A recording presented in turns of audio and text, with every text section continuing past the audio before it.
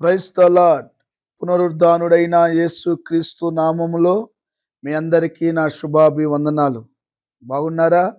దేవుడు మీ అందరిని ఆశీర్వదించునుగాక. అనుదిన వాత్సల్యత అను నేటి వాక్య ధ్యానాన్ని ఈ పూట ధ్యానించుకుందాం రండి. పరిశుద్ధ బైబిల్ గ్రంథంలో యెషయా ప్రవచన గ్రంథం 66వ అధ్యాయము 13వ వాక్యాన్ని చదవగా విందాం. ఒకని తల్లి వానిని ఆదరించున్నట్లు నేను మిమ్మను ఆదరించెదను. యెరూషలేములోనే మీరు ఆదరించబడెదరు. ఆమేన్. చదవబడిన ఈ వాక్య భాగాన్ని విన్నారు కదా. ప్రియమైన పరిశుద్ధ జనాంగమా, దేవుని ప్రజలారా, దేవుడు ఏమంటున్నాడు ఈ పూట? ఒకని తల్లి మిమ్మలను ఆదరించున్నట్లుగా, ఒకని తల్లి మిమ్మలను ఆదరించున్నట్లుగా నేను కూడా మిమ్మల్ని ఏం చేస్తాను? ఆదరిస్తాను. నేను కూడా మిమ్మల్ని ఏం చేస్తాను? ధైర్యపరుస్తాను. అయితే ఎక్కడో తెలుసా? యెరూషలేములోనే మీకు ఆదరణ కలుగుతుంది. యెరూషలేము అనగా దేవుని సంఘం. సంఘము అనగా సన్నిధి. నువ్వు ఎక్కడ దేవుని సన్నిధిలో మోకరించినా దేవుని యొక్క మహా ఆదరణ నీకు, నీ కుటుంబానికి నా ప్రభు దయచేయునుగాక. ఆమేన్. ఈ రోజున ఈ వాక్యం వింటున్న దేవుని బిడ్డ, ఆదరణ లేక కొట్టబడుతున్నావా? ఆదరించే వాళ్ళు లేరు, నన్ను ధైర్యపరిచే వాళ్ళు లేరు. ఏం చేయాలి? నాకు 2 పిల్లలున్నారు, భార్య చనిపోయింది. నేనేం చేయాలి? 3 పిల్లలున్నారు, నాకు భర్త చనిపోయింది. ఏం చేయాలి? ఆస్తి లేదు, దిక్కుతోచని పరిస్థితుల్లో ఉన్నాను. అనారోగ్యం ఎక్కువైపోయి ఆదరించే వాళ్ళు లేరు. ఉద్యోగం పోయి వడ్డీలు కట్టుకోలేక దుఃఖ సాగరంలో నేను మునిగిపోయాను. నన్ను ఆదరించే వాళ్ళు లేరు.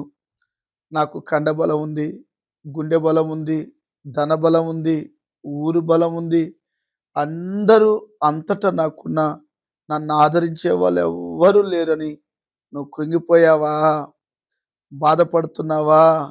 నేను ప్రకటిస్తున్న యేసుక్రీస్తు ప్రభు ఎవరో తెలుసా? తల్లి ఎలాగూ తన బిడ్డలను ఆదరిస్తుందండి.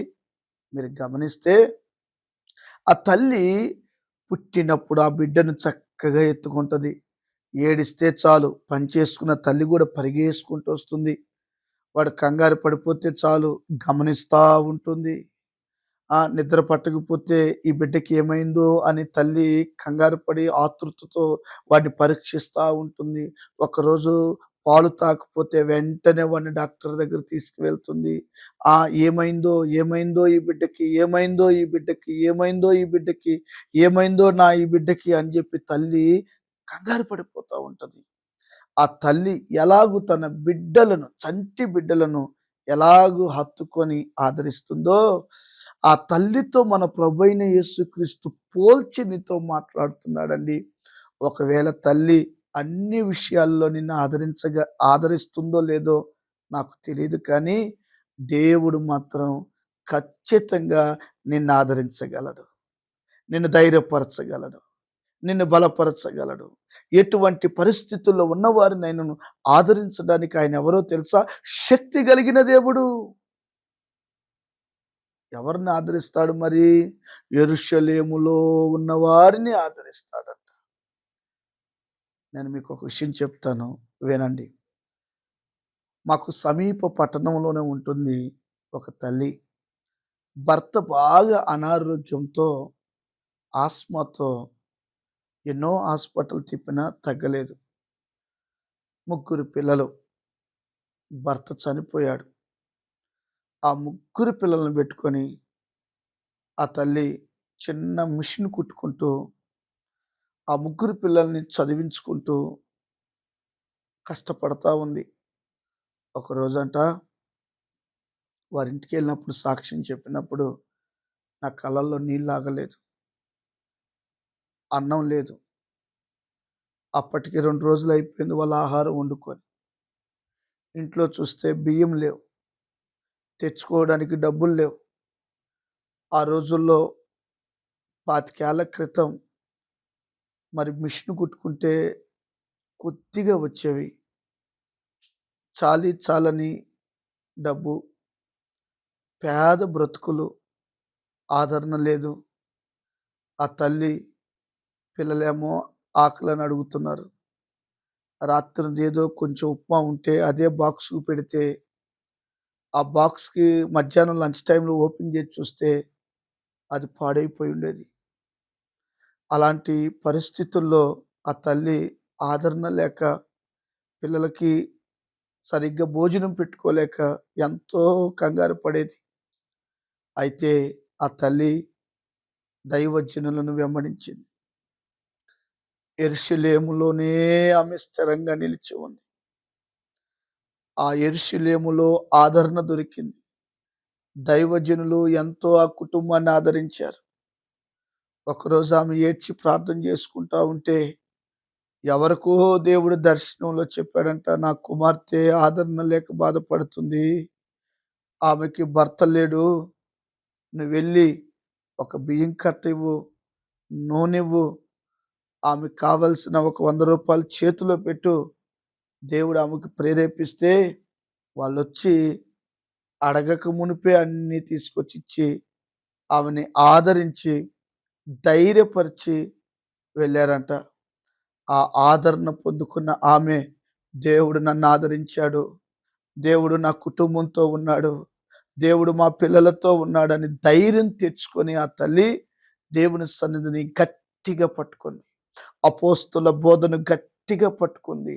ఎన్ని కష్టాలొచ్చినా, ఎన్ని ఇబ్బందులొచ్చినా సంఘాన్ని విడవలేదు, సహవాసాన్ని విడవలేదు. నేటికి ఆమె దేవుని సన్నిధిలో బలముగా ఉంది.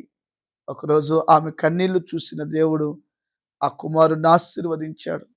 పిల్లలను దీవించాడు. ఈ రోజున వారుండే పట్టణంలో గొప్ప ఇల్లు కట్టుకొని, ముగ్గురు పిల్లల వివాహాలయ్యి, దేవుని సన్నిధిలో ఆనందంగా గడుపుతున్నారు. ఈ వాక్యం వింటున్న దేవుని బిడ్డ, ఆదరణ లేకుండా ఉన్నావా? దిగులుతో ఉన్నావా? కన్నీళ్లతో ఉన్నావా? నేను ప్రకటిస్తున్న యేసుక్రీస్తు ఎవరో తెలుసా? ఎట్టి శ్రమలలో నీవున్నా ఆదరిస్తాడు. చెప్పుకోలేని రోగమా? ఆదరిస్తాడు. చెప్పుకోలేక అప్పుల పాలైపోయి మరణమే శరణం అనుకుంటున్నావా? దేవుని సన్నిధిలో నిలిచి ఉంటే ఆదరిస్తాడు. ఎవ్వరు నిన్ను పట్టించుకోవట్లేదు. నా పిల్లల్ని పట్టించుకోవట్లేదు. నా బ్రతికింతే, నా బ్రతికింతే, నా జీవితాన్ని ఎవరు మార్చలేరు అని వేసారిపోతున్నావా? నో.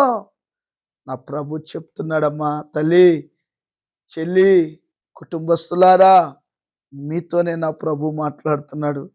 ఆయన మిమ్మలను ఆదరించునుగాక. ఆయన మిమ్మలను బలపరచునుగాక. బలపరచాలంటే, నిన్ను ఆదరించాలంటే నువ్వేం చేయాలో తెలుసా? చిన్న మాట, భయభక్తులు కలిగి ఉండాలంట. కీర్తనలో 103వ కీర్తన 13వ వాక్యాన్ని ఒకసారి చదివితే అక్కడ ఏమనుంటుందో తెలుసా? తండ్రి కుమారుని ఎడల జాలి పడినట్లు యెహోవా తన యందు భయభక్తులు కలిగిన వారి ఎడల జాలిపడును. ఆమేన్ చెప్దామా? ప్రియమైన దేవుని బిడ్డలారా, భయభక్తులు కలిగి దేవుని కొరకు బ్రతకండి. ఏంటి భయభక్తులు? సామెతలు అంటాడు, చెడుతనమును అసహించుకొని దేవునికి సాక్షులుగా మనం బ్రతికినప్పుడంట, పిల్లల మీద తల్లిదండ్రులు ఎలాగ జాలి చూపుతాడో, సృష్టికర్త అయిన దేవుడు కూడా మీకు తోడుగా ఉండి జాలి చూపించి ఆదరించి నడిపించునుగాక. దేవుడు ఈ ఈ మాటల ద్వారా మీ అందరినీ ఆదరించునుగాక.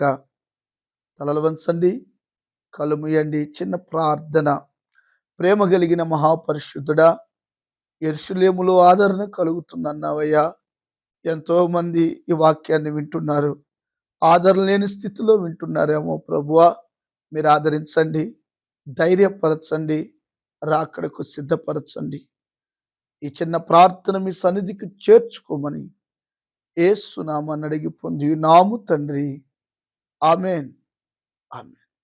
Thank you. God bless you. దేవుడు మీ అందరిని దీవించి ఆదరించునుగాక. ఆమేన్. గమనించండి, అనుదినం వస్తున్న ఈ దైవ వర్తమానాలు మీరు ఆదరించబడండి. బలపరచబడండి. అనేకులకు ఈ వాక్యాన్ని తెలియపరచాలని ప్రేమతో ఈ విషయాలు మీకు తెలియపరుస్తున్నాను. God bless you.